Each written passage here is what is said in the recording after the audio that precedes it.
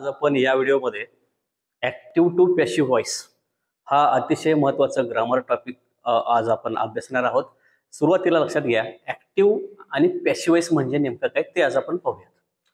तर what is active voice आणि what is passive voice. आता या दोन्हीमध्ये फरक समजून घ्या.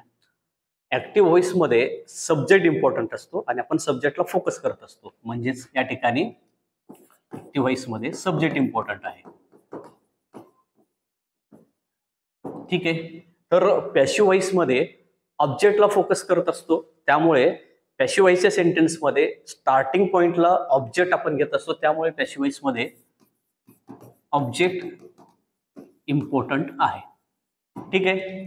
दोन्ही मधला फरक समजला तुम्हाला. फॉर एक्झाम्पल एक एक्झाम्पल देतो.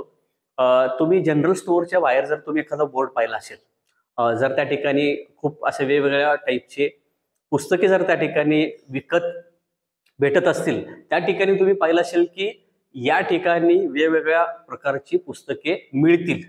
तिथे कोण विकतो हा महत्वाचा भाग नाहीये, काय विकलं जातं ते महत्वाचा भाग आहे. तशा टाईपची सगळी वाक्ये हे पॅसिव्ह व्हॉइसचे असतात. ठीक आहे. तर पुन्हा पाहूयात की जर आपल्याला या ठिकाणी पॅसिव्ह व्हॉइस मध्ये ऑब्जेक्ट जर इम्पॉर्टंट असेल तर मग आपण काय केलं पाहिजे की आपण ऑब्जेक्ट आयडेंटिफाय केलं पाहिजे. How to identify object.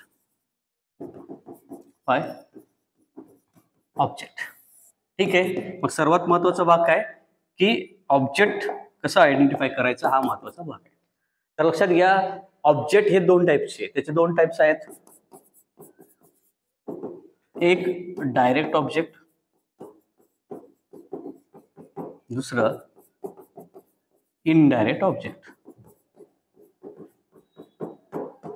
तर एक सिंपल ट्रिक आहे. डायरेक्ट ऑब्जेक्ट फाइंड आउट करण्यासाठी तुम्ही व्हॉटनी जर क्वेश्चन केला त्या सेंटेन्सला, तर तुम्हाला मिळणारा जो काही वर्ड आहे तर तो डायरेक्ट ऑब्जेक्ट, आणि जर तुम्ही होमनी क्वेश्चन केलं तर मिळणारा जो काही उत्तर असणारा जो वर्ड आहे तो इनडायरेक्ट ऑब्जेक्ट. फॉर एक्झाम्पल पहा, विराट गेव हर अ रिंग. यामध्ये आपण क्वेश्चन करूयात, व्हॉट आणि होमनी क्वेश्चन करूयात. Virat gave what a ring हे आन्सर येतं, म्हणजे हा झाला डायरेक्ट ऑब्जेक्ट. पुन्हा प्रश्न करूयात, Virat gave whom did he give her, तर हे झालं इनडायरेक्ट ऑब्जेक्ट. म्हणजेच एखाद्या सेंटेन्स मध्ये डायरेक्ट ऑब्जेक्ट असेल, इनडायरेक्ट ऑब्जेक्ट असू शकतो, किंवा एखाद्या सेंटेन्स मध्ये दोन्ही ऑब्जेक्ट असू शकतात, डायरेक्ट आणि इनडायरेक्ट. आणि पॅसिव्ह व्हॉइस साठी आपल्याला कोणतंही एक ऑब्जेक्ट असणं गरजेचं आहे. समजा एखाद्या सेंटेन्स मध्ये दोन ऑब्जेक्ट असलं तरी देखील कोणताही एक ऑब्जेक्ट घेऊन तुम्ही पॅसिव्ह व्हॉइस मध्ये कन्वर्ट करू शकतो. ठीक आहे. पुढील भागामध्ये आपण टेन्सनुसार आणि इतर सेंटेन्सच्या टाईपनुसार आपण पॅसिव्ह व्हॉइस मध्ये कशा पद्धतीने कन्वर्ट करायचे ते आपण पाहूया. थँक्यू.